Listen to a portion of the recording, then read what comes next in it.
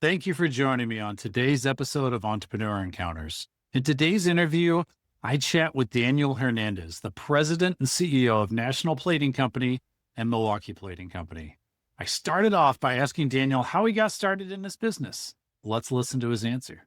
It wasn't really my intent to be in plating or metal finishing. I started off as an infantry Marine. I was in the Marines for a while, 12 years, total service, active and reserves. And what's interesting is after I came back from my second tour, I didn't know what path I was going to go. Ultimately, I elected to do law enforcement and, did that for a little bit, and it wasn't my jam at the end of the day. Did go to business school, graduated from UWM here in Milwaukee with a business degree. And I decided to be a commercial real estate broker.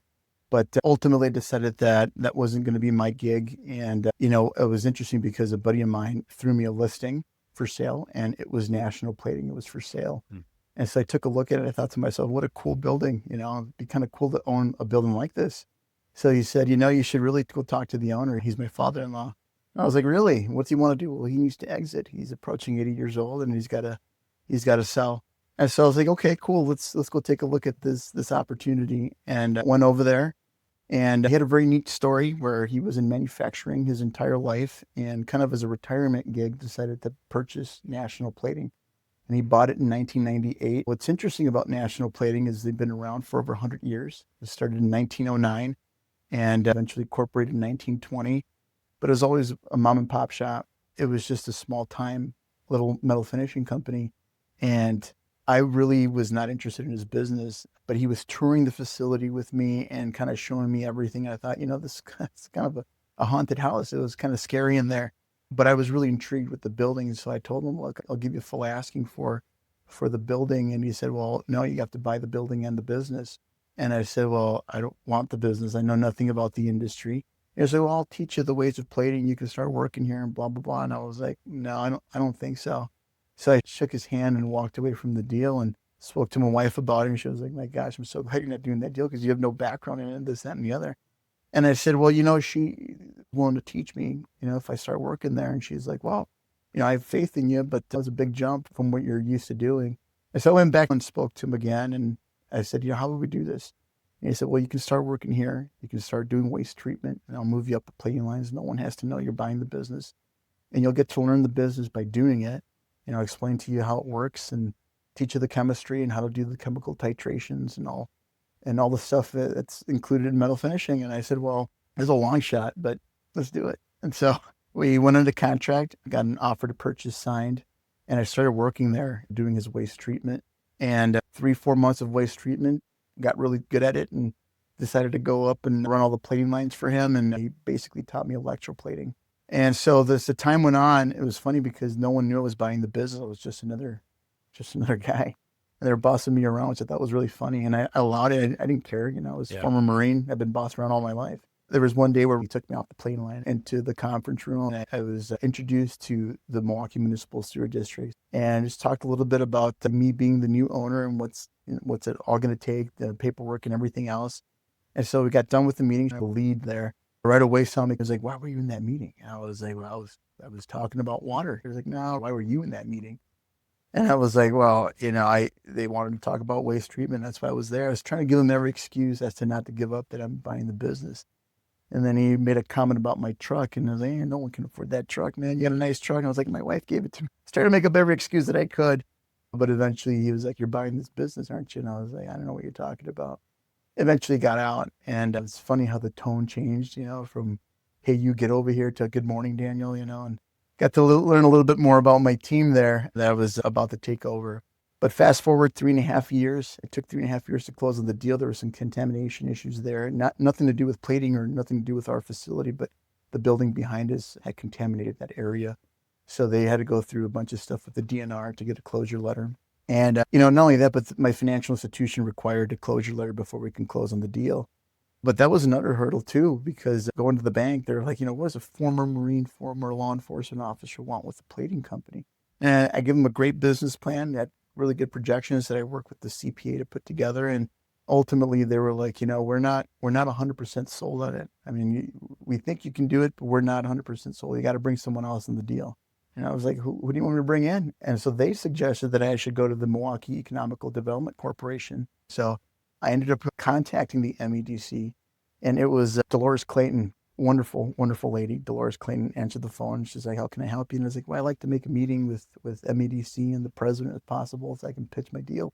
And she was like, "Oh my gosh, sure. Let's put a meeting on the calendar." And so I went there, met her, and she's like, "Yeah, we'll get the president involved." I think his name was Dave. And I sat in with him. Same thing. It's like, what is the infantry, marine, former law enforcement want with the plating company? This is not your background. And I said, well, I want to create jobs. And I want to create something that's going to create an opportunity for a lot of people. And so he was like, we're looking for someone like you, and that area could use more jobs. You're a veteran, you're a minority, even though I don't really care about that. But you're in an area where we really need jobs. So we're going to go on this deal with you. And they committed. So I went back to my financial institution, and they were like, okay, now we're happy. And basically they took a second position on the deal.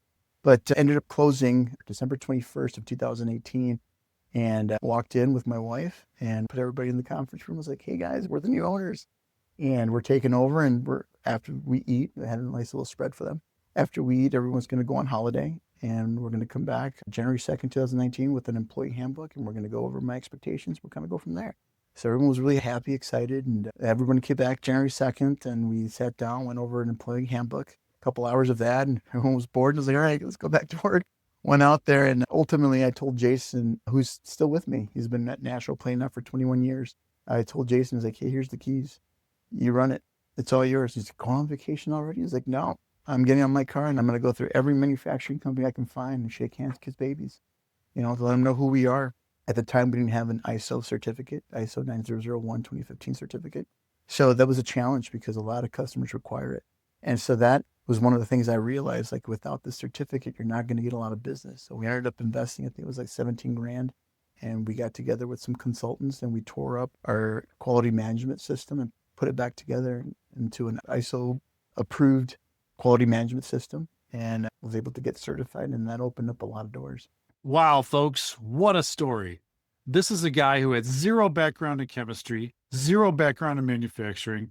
What he had going for him was, number one, the desire to proceed. And number two, and let's not forget this very important part, the support of his wife. I know what it's like to have a supportive wife, and it may not necessarily be the wife in your life, but we all need a support crew. This story is not as crazy as it might seem on the surface. Many people buy businesses. Think about franchises. Oftentimes, folks buy into a franchise that they have no background in whatsoever.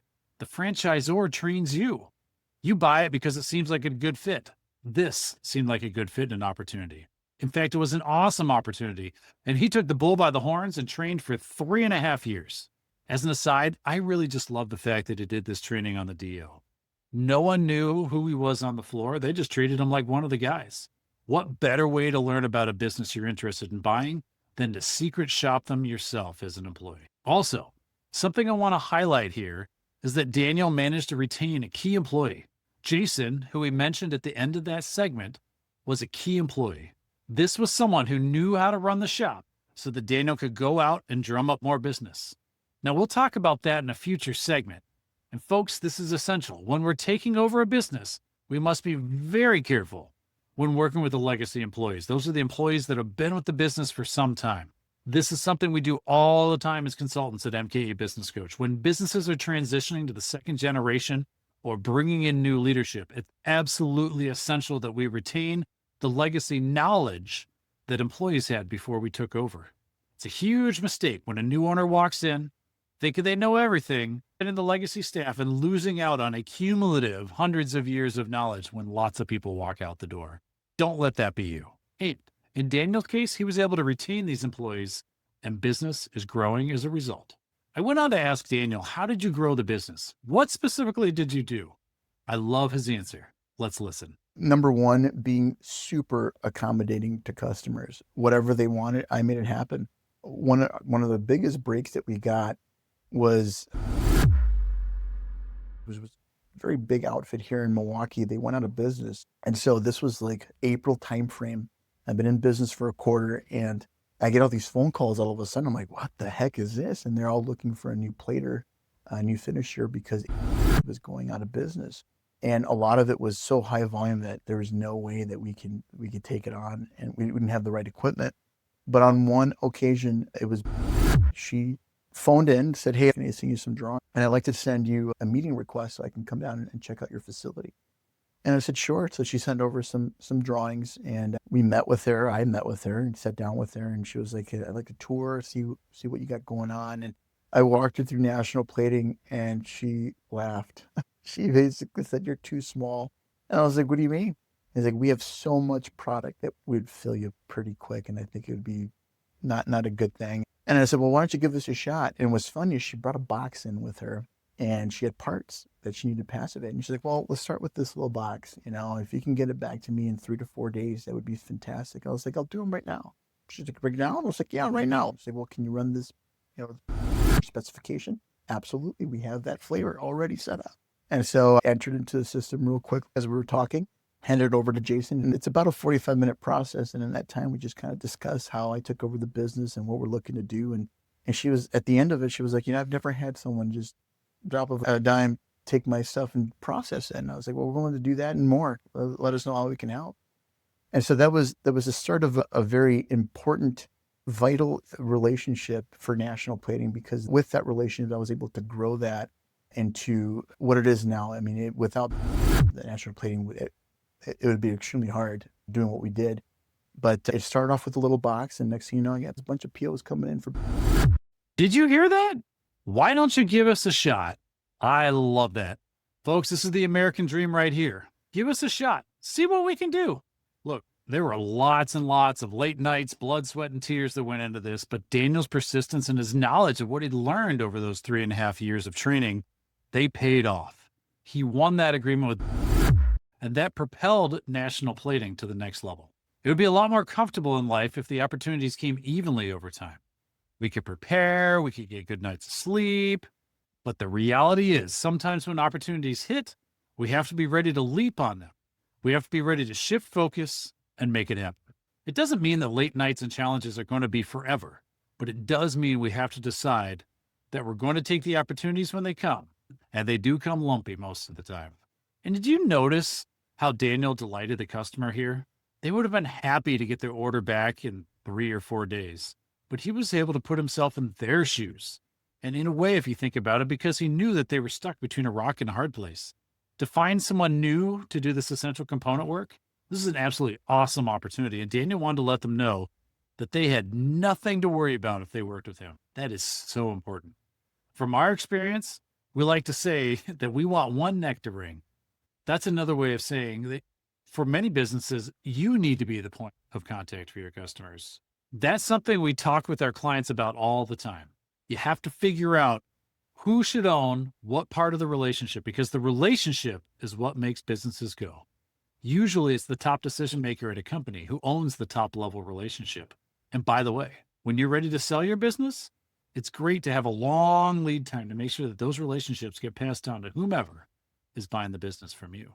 But I wanted to dig in with Daniel more on the growing pains, the chaos that ensues when you have that big opportunity and we have to fit way more through the pipe than we have capacity for. Let's listen to what he had to say. The biggest issue will always be people. Either they show up or don't show up, different conflicts of just character.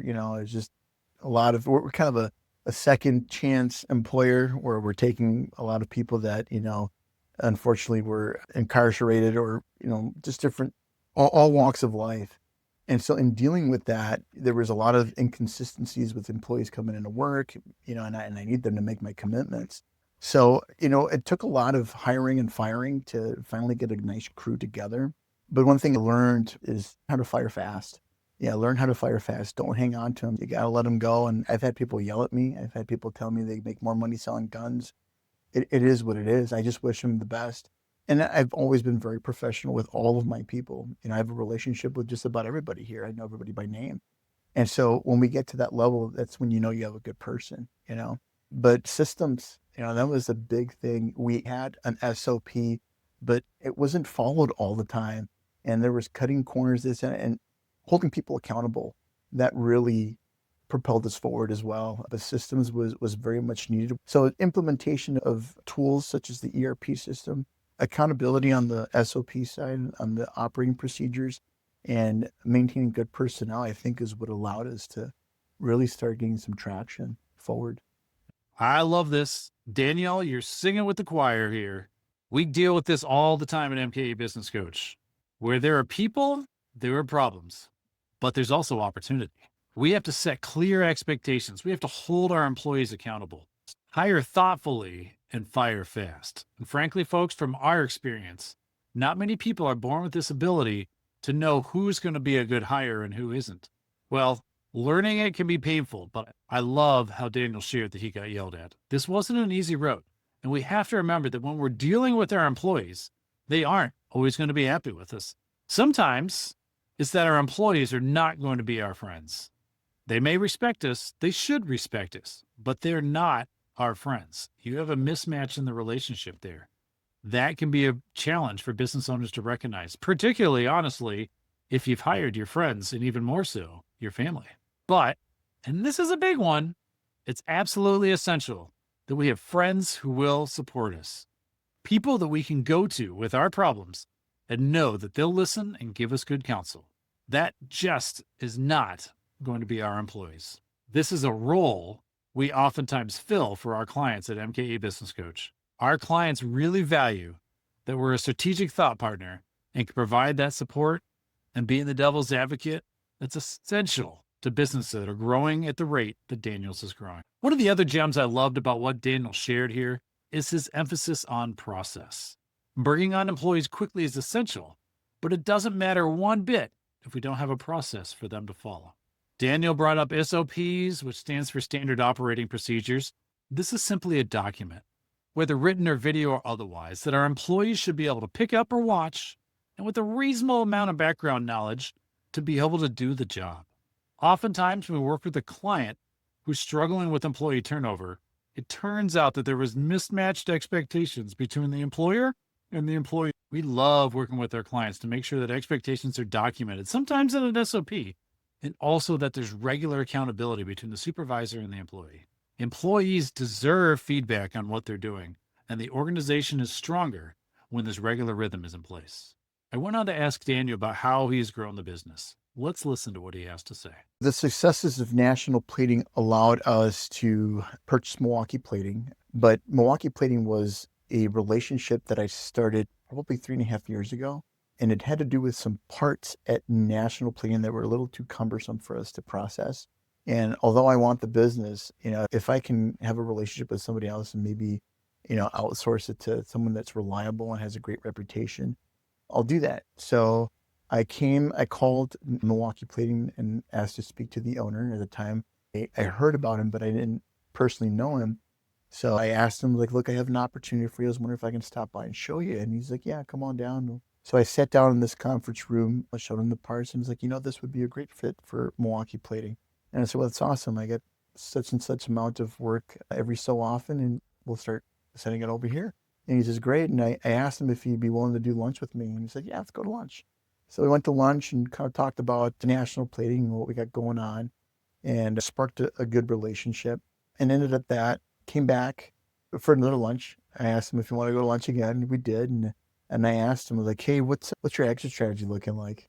Do you plan to keep it for a while longer, sell? Or he says, well, I don't have any kids. I got 2 cats and a wife, and I'm getting up there in age. I'm hitting 80 years old, and eventually I'm going to have to sell, but I haven't decided when. And I said, well, if that opportunity ever comes about, I'd be very interested.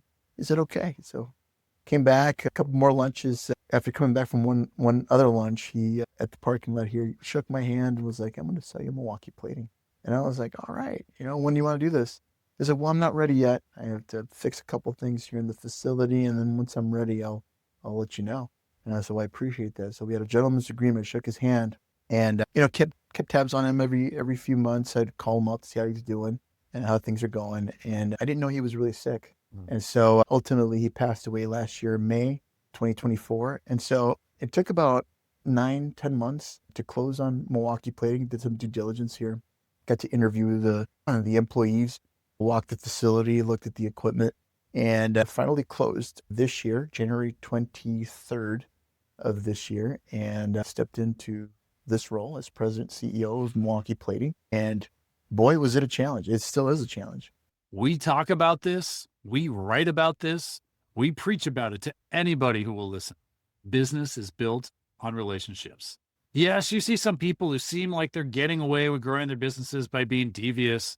And the reality is that for businesses that grow and have staying power, they are 100% from beginning to end built on relationships. And that's exactly what Daniel experienced here with Milwaukee Plating. The owner sold to Daniel because guess what? He liked him. He went down the know, like, trust relationship. He trusted him. Their relationship was built over many months. And ultimately, Daniel was able to buy the business from him. Notice how they didn't talk about how they were going to structure financially, who the key employees were going to be ultimately. It was about their relationship and about the original owner knowing that he could trust Daniel with buying the business and running it well. For Daniel, this was a win-win. He now owned the business he'd been subcontracting to, if you will. He expanded his own business model. We talk about this with our clients at MKE Business Coach. Growth for businesses sometimes doesn't necessarily happen organically, meaning that you figure out how to bring in more customers all the time. Here, we're talking about bringing in additional customers or clients through acquisition. Sometimes we need to acquire the entire other business. In other cases, we're going to acquire like Daniel did because it increases our capability and we can do more in different jobs. But other times we buy it simply because we like who the customers are, or perhaps the employees, or maybe the processes. There's a lot of pieces that we might be interested in. There are multiple ways to grow a business and worth taking a look at, depending on what your appetite for risk is and how quickly you want to grow. If this is something you're considering, please reach out to us at mkebusinesscoach.com. At the end of that clip, Daniel commented about the challenge, so I went on to ask him about it. Let's listen to what he had to say. When doing my due diligence here, we got to interview everybody and any key personnel, the regular employees. We got to interview all the managers, all the office personnel. And there was a lot of issues between the office getting along with production. They were not getting along at all. And that was, interesting to see like who is the problem, right? There's always got to be an issue. And, one party will blame the other party. So we right away identified that we have to look at our personnel and see who's causing problems. Day one, I was informed that there was an issue with the automated line, which we knew about, but not to the extent of the repairs that I needed. And we ended up investing over $100,000 in upgrading sensors, PLCs, chemistry, tanks, just equipment that goes on in our automated line. And that automated line is a big moneymaker for this company. And the problem was that we were creating so much rework that we had a backlog of customer parts that had to be stripped and replated. And that cost a lot of money to do as well. So that line was very much in need of repair, and we made that commitment and got it repaired. Now it's running really well. And then I was also informed of a heavy contamination with our silver line, with our silver plating tank. Brought a couple consultants in that basically said that it's gone. You have to get rid of it. You can't really fix it. And so we ended up pumping it out, and that set us back a little bit as well. But a much needed fix because we had customers that were losing. Matter of fact, this company lost a ton of customers because of poor quality, poor communication, very, very long lead times. I heard from some customers that were holding their parts for a month and a half, when really we should be holding them for no more than a week. 2 weeks at the very most. So a lot of challenges that we had to fix. We made some personnel changes. Some people decided to leave. But, when you make changes, sometimes people don't like change. And they ended up resigning, leaving, and we're okay with that. Talk about finding something unexpected when you look under the hood. Spending $100,000 on a piece of equipment that's central to your business? How many of you can relate to that? This is what we call deferred maintenance in a serious way, really more living off depreciation. And sometimes you get that despite doing everything you can in your due diligence process. You just never know. For Daniel, it was the right thing to do because it meant he could start to turn the ship around. We'll hear more about this later in the podcast, but Daniel didn't only take over a business. He had to rebuild and win back the book of customers that had not been served well. So there's deferred maintenance when it comes to equipment, but there's also deferred maintenance when it comes to customer relationships. I can see you nodding your heads out there as you listen to this podcast. We absolutely cannot take our eyes off the ball when it comes to customer relationships.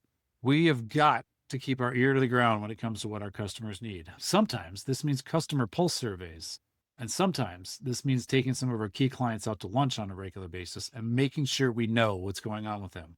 If we aren't hearing anything uncomfortable ever, then most likely we're not asking the right questions or we're not asking questions at all.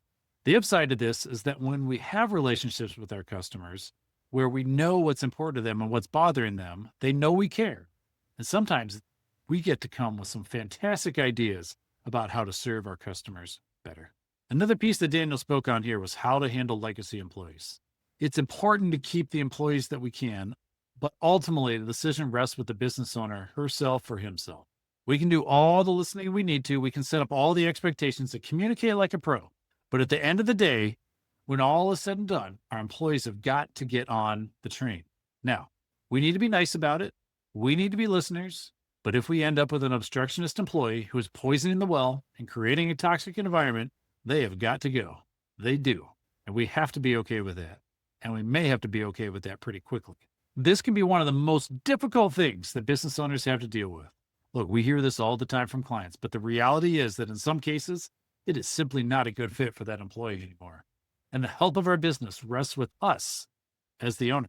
If this is the type of work that you're struggling with right now, reach out to us at MKA Business Coach. We love being a backstop for our clients to support them, talk through the strategy, and encourage them when they're making these kind of tough choices. I mentioned deferred maintenance when it comes to customers, right? I asked Daniel how he dealt with that.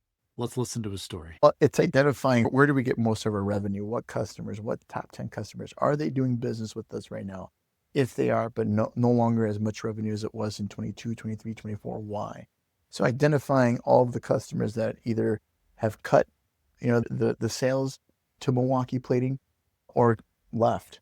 And so once I had that list, it's really just a ton of phone calls, a lot of emails on a weekly basis, like touching base until somebody says hello. At that point, like, if I can get them on the phone, great. And it was a lot of just explaining what happened. Tell them the truth. What happened? This is what happened. And I took over and this is what we were doing differently. This is what we've implemented in terms of quality, in terms of lead time, in terms of customer service. And that was exciting to a lot of customers because, again, we're a very much needed industry. They need platers.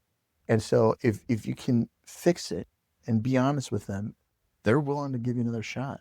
Customer in South Dakota, the guy was like, we're so fed up, Dan. And I was like, well, I'm flying out there. Well, you can come out here if you want. And so I did. I flew out there and went to Brookings, South Dakota, in the middle of nowhere, a nice little town, but walked in there. I was like, I appreciate you guys taking the time to for me to introduce myself here. It was like, I never expected, my customer was like, I never expected someone from Milwaukee Plating sitting across my desk. We've never had anybody here from Milwaukee Plating. So that speaks volumes. And thanks for coming. And I'm going to tell you everything, all the issues we're having. And so just listen and acknowledge and humble yourself and be like, yeah, I that's unfortunate that occurred. And this is what we're doing differently. It'd be awesome to have another shot. And he was like, you're here. I'm going to give you another shot. So that's huge. This is such a brilliant thing to do. And yet so few businesses do it. Why? Well, it takes a lot of humility to get on a plane, fly out, and meet with a customer that we lost.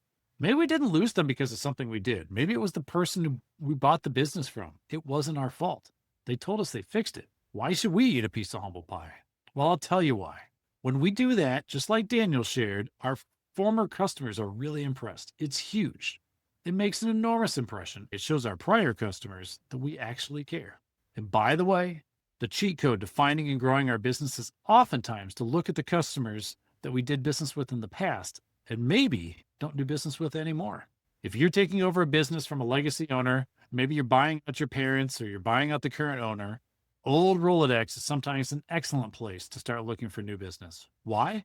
Because in many of those cases, the old customers know what we do, that once upon a time they liked working with us and something happened where they walked away. We may not win them all back, but we don't need to. We can get significant sales growth by simply having the conversation, ideally one-on-one with past customers, and explaining why what we're doing is different than the past. Oftentimes, honestly, you can do this even if you didn't buy it from someone else. We all make mistakes. Going there, showing up and saying, look, here's how we're going to do stuff differently makes a difference. This is why we're better now. And ask them for a shot. We're not asking them to go all in or give us all the business, and we recognize we need to win it back. But that resonates with past customers because it demonstrates a humility on our part and the reality that we know we have to win back their business. I went on to ask Daniel about his growth plans. I think you'll find it interesting.